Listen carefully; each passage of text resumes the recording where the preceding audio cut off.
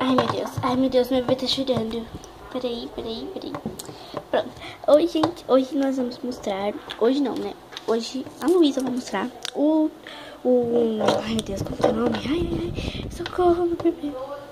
Já volto. Aí, gente, voltei. Fui colocar meu bebê dormir. Eu vou mostrar.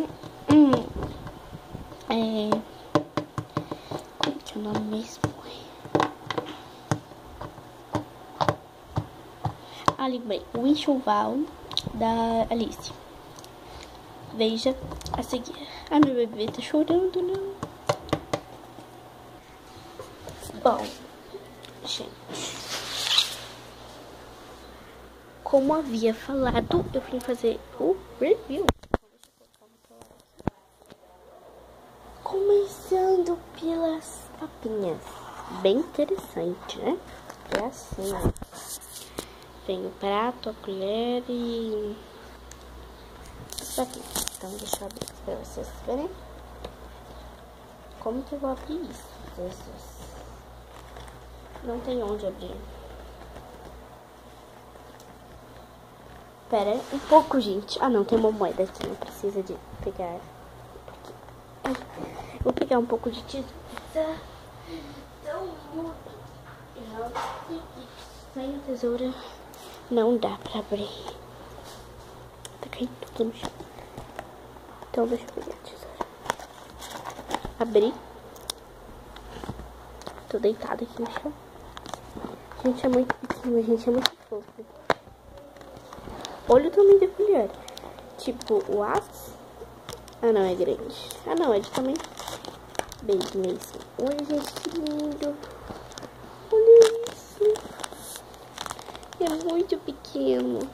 Gente, olha as papinhas. Que fofa. Vem 8 papas. E um prato muito lindo. Tutti. Se não quer sair da caixa, eu acho que ele quer ficar aqui dentro. Se ele vai sair aqui lindo, não pode ficar dentro de caixa, certo?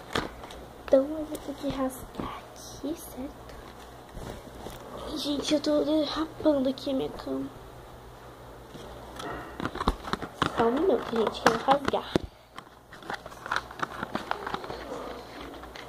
Vou pegar aqui.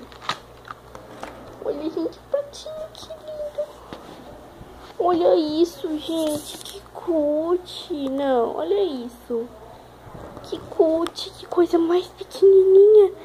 A minha veio um macaquinho. Deixa eu cortar aqui. Calma aí, gente.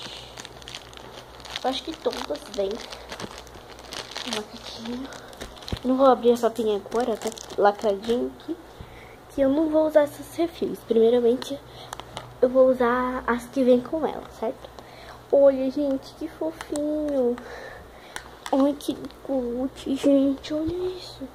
Não dá nem o dedo assim.